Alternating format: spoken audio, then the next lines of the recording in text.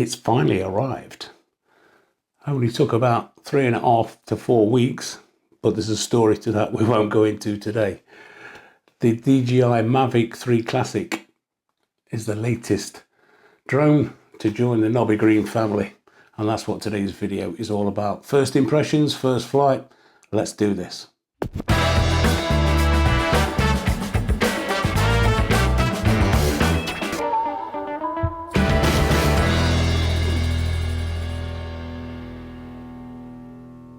So hello and welcome once again to the channel on this very wet, horrible week here in the UK. The DJI Mavic 3 Classic has finally arrived here on the Nobby Green channel. Comes with the Hasselblad Micro Four Thirds CMOS sensor and camera, and that's not all that it does. As you know, this is an absolute beast. My first impressions, well, I'm blown away, literally blown away, except for the weight of it. It feels like 2 house bricks holding this. This at the side of the Mini 3, as you probably know.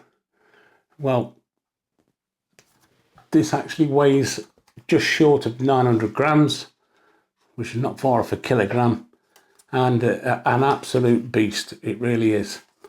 The battery on these lasts 46 minutes. Although on my first flight I did manage to fly 2 batteries, and I was getting an average of about 35 minutes on the batteries.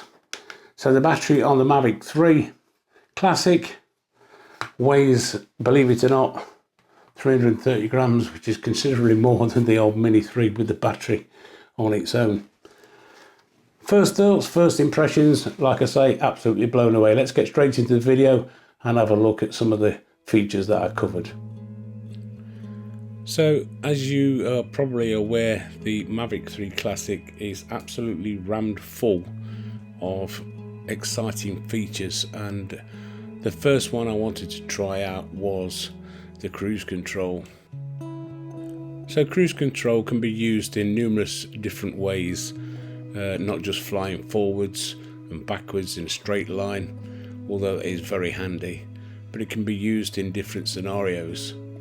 To set the cruise control up, the first thing you need to do is go into the menu system and make sure that you customize one of your C buttons to allow that to happen. So going into control and down into button customization, as you can see just here, I've actually selected the C2 button.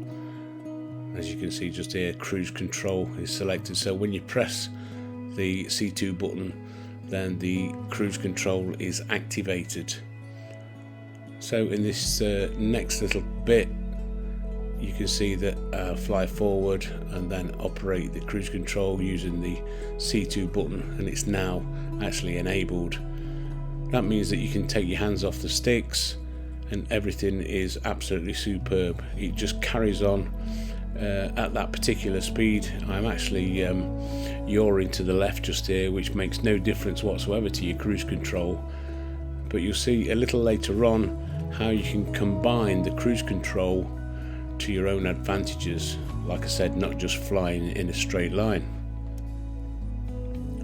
It was fairly windy today, but this drone just absolutely knocks the sails out of the wind. It's built like a tank, so there's no worries whatsoever with wind with the Mavic 3 Classic. So moving on to the next scenario, basically what you can do is you can use it for like orbits. What you need to do is start your movement, moving your sticks inwards or outwards, whichever way you want to do your orbit. And then once you're in position and it's doing the orbit, hit the cruise control, as you can see now, and that leaves your hands free to do other movements. You can gimbal up and down, you can increase the height. Your options are really endless when using cruise control. So this next one is a little bit quicker, same kind of thing. It's an orbit shot, and as you can see, hit the cruise control and it does it automatically. What this is good for is point of interest. If you like, and very similar to a spotlight function as well. If you used to use the spotlight function and get it orbiting, you can then hit the cruise control. A couple of different moves that I tried. This is the top down spin reveal, which you can do on any drone really if you know how. It's quite a simple shot, but very, very effective.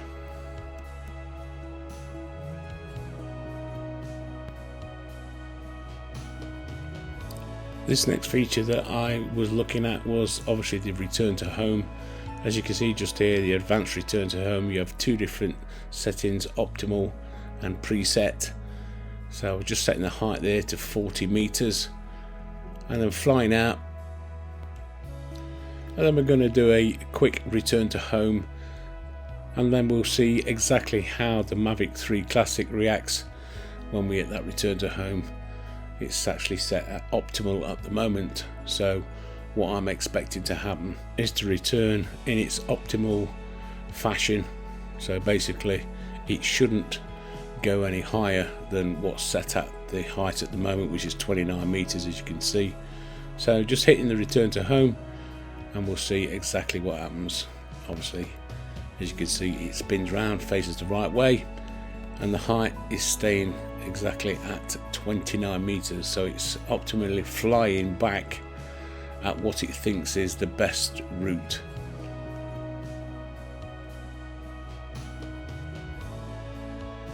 Quite clever really for a drone to think that it doesn't need to raise to the required height, which I set at 40 meters because we were set on that optimal setting. So trying it out in a different scenario, what we're going to do is we're going to go into set the return to home to a preset height this time.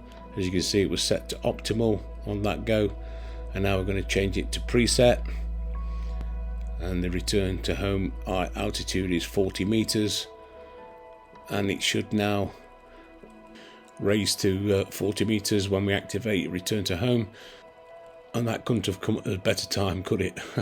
Low battery. So if we watch now, you see that the drone will decide to raise to its preset height of 40 meters and then return to home. So it's very clever. Two different ways to return to home, optimal and a preset, which I think is absolutely amazing. Obviously with obstacle avoidance on, if there was any large objects in the way, it would bypass those in its advanced return to home state. Okay, looking at two landings that I did after these return to home tests, you'll see the drone coming down now, the Mavic 3. I did have a landing mat down, but the wind was too strong, it kept blowing it away. So I did a quick recording of where it actually landed the first time. As you can see, it's just about to land near that moss patch on the ground. And then on the second landing that I did return to home, if we watch on the next clip, there's the Mavic 3 coming down once again. This is just to show how precise the precision landing is.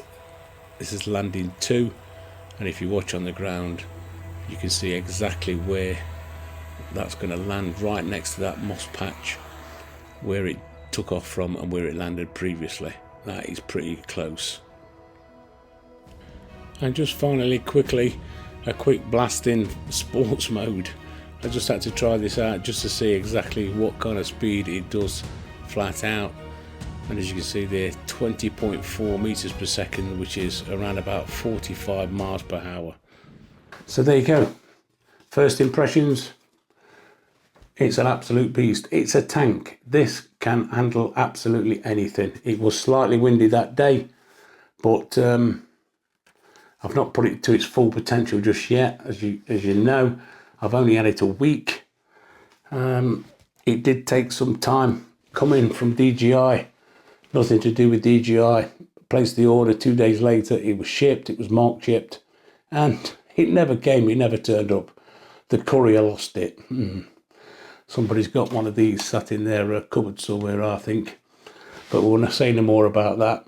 First impressions, I'm absolutely blown away. I thought the Air 2S was big, but this is an absolute monster outside of it. Talking of the Air 2S, I don't think that's got a home with Nobby Green anymore. And as you know, I had a problem with that a couple of months ago. Sent it away and sent me a brand new one, and it's had one flight. That has had one flight. So keep your eyes peeled in the community tab, because it might be up for grabs if anybody out there is interested in purchasing the Air 2S.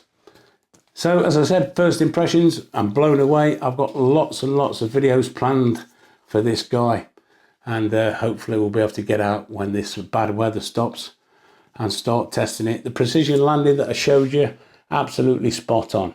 I thought the Air 2S was good, but this absolutely takes the biscuit. It's absolutely pinpoint accuracy. The other two little features I showed you, the cruise control, that's just amazing. You know, you set your sticks on your controller, whether it be a sideways pan or an orbit, press that C2 button if you've assigned it to C2, let go of the sticks and it carries on. So that is an absolute fantastic feature.